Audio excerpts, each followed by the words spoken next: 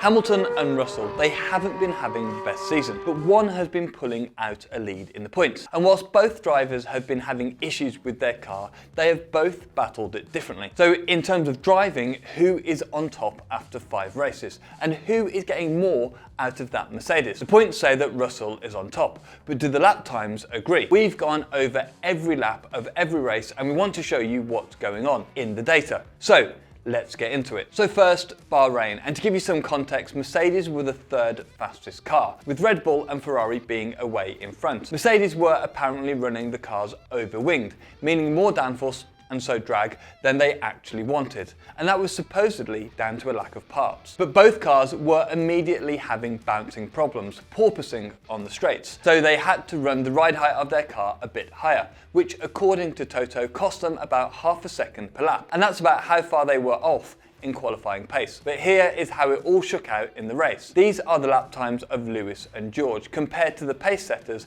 Max and Charles. You can see the Mercedes were around half a second off the pace across the entire Grand Prix, but actually didn't see the same kind of tyre drop off the front 2 teams did. Just look at the end of each stint here. Now, according to Mercedes, the pace in the simulator is good, but that's still the simulator and doesn't account for the porpoising and therefore the performance loss with the bouncing and the increase in ride height they had to make to fix the problem. But fair play, they actually finished P3 and P4 after some dodgy pace. And yes, it's down to both Red Bulls DNFing, but they did maximise their results in Bahrain. And by all accounts, the pace between Lewis and George was very, very similar. George was less than a couple of seconds behind Lewis for the second half of the race, so he may have even been faster, but we can never know. And so moving on to Saudi, and this was a track that really punished cars with a lack of top-end speed, like the Mercedes. By the way, if you want more F1 news, please join our newsletter,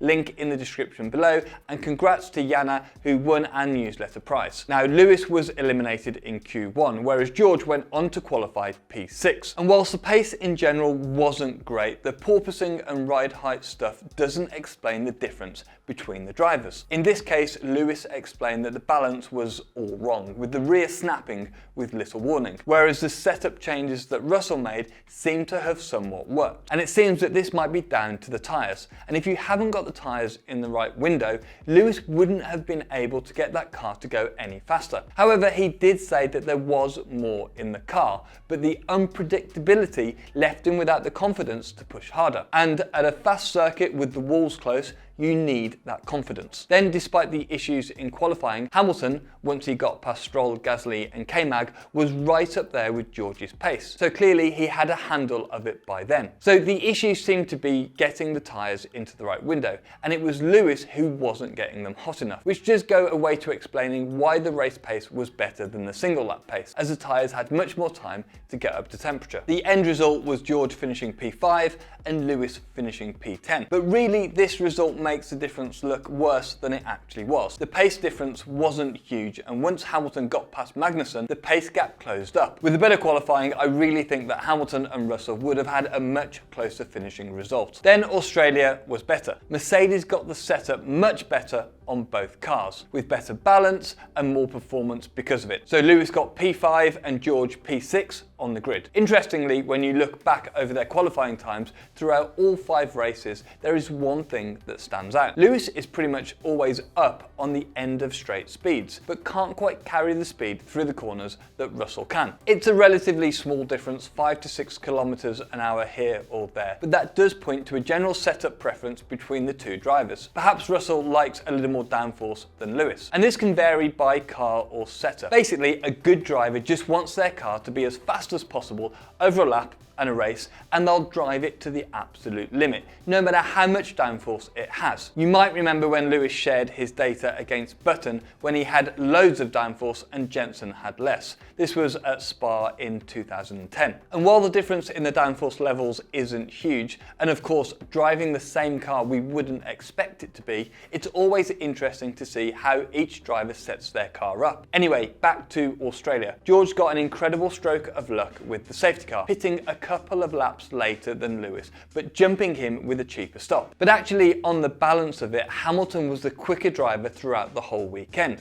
but again, it was very close. And so George got his first Mercedes podium and Lewis finished fourth. Then Imola was when George really opened the gap in the points to Lewis. An awful qualifying left George P11 on the grid for the sprint, with Lewis in P13. Then after the big DRS train, they finished P11 and P14. Given that Imola only really has one clear overtaking spot, into turn 1, the Mercedes just didn't have the pace to get around Tsunoda or Stroll. Again, this did point to one weakness, getting the tyres switched on. Both drivers lost places on the start and in the first couple of laps, and both drivers said it was down to tyre temperature. In the race, George drove incredibly, starting P11 and getting up to P5 within the first few laps. Maybe he'd found something with switching the tyres on. And with Imola being really difficult to overtake on, this is a real achievement. And yes, of course, 3 cars did spin on the first lap, but it's still very impressive. Russell also made some great moves, and Lewis went around the outside of Alonso at turn 1, but then got stuck way down in P13 in that DRS train, whereas Russell finished P4 after successfully defending against Bottas. Now, we only have data after the switch to slicks in the race,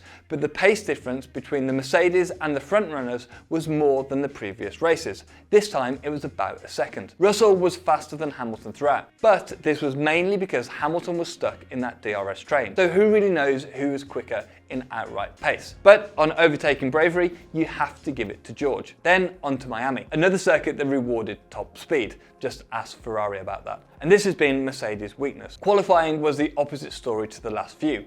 Lewis qualified P6 and George in P12. They were both complaining about the rear of the car again, saying it was difficult to drive.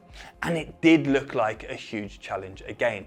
Both drivers just weren't sure where the rear was going to stick or not. And as a driver, that changes how you lean on the car. You just have to be more careful, and of course, this really affects your pace. Lewis went on to say that he was happy with his qualifying pace, but went on to say, unfortunately, I don't think we are moving forwards at the rate at which we would like.